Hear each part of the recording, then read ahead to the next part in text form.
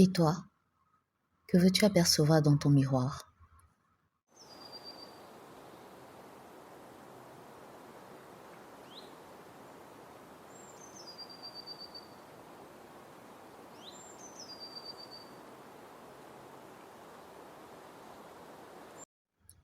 Le bonheur de chaque femme dépend de ce qu'elle sait d'elle-même, de ce qu'elle est prête à briser, à reconstruire, et aussi de ce qu'elle n'aura peut-être jamais l'audace de faire. Bienvenue dans le miroir d'elle, un espace de mots, de murmures, de reflets. Je suis Dania. J'ai quitté mon pays noir pour suivre les battements des ailes de mon cœur, dans un nouveau monde tout aussi similaire à celui d'où je viens. La culture y est quasi la même. De Douala à Malabo, on dit très souvent que ce sont des villes sœurs. L'une n'existerait pas sans l'autre. Alors la culture n'est pas si différente, la mentalité aussi. Et le préconditionnement des rôles dans la société est pareil.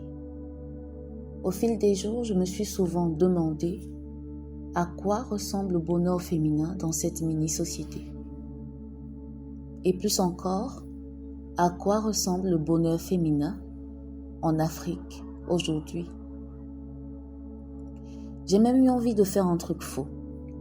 Aller à la rencontre des compagnes, des hommes du quotidien, celles que personne ne voit. Les observer vivre, juste pour comprendre.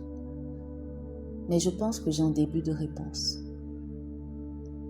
Le bonheur féminin, il est le même qu'hier.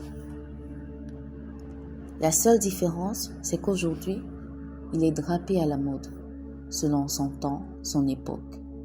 Il est tellement stylé qu'il faudrait du temps pour balayer les multiples couches qui recouvrent sa nudité.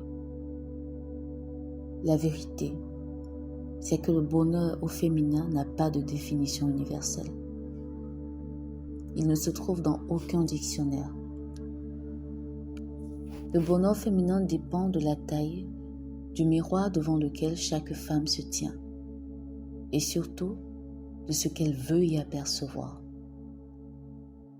Il dépend de ce qu'elle sait d'elle-même, de ce qu'elle est prête à briser, à reconstruire, et aussi de ce qu'elle n'aura peut-être jamais l'audace de faire. Et toi, que veux-tu apercevoir dans ton miroir? Merci d'avoir écouté le miroir d'elle. À très bientôt pour un prochain épisode.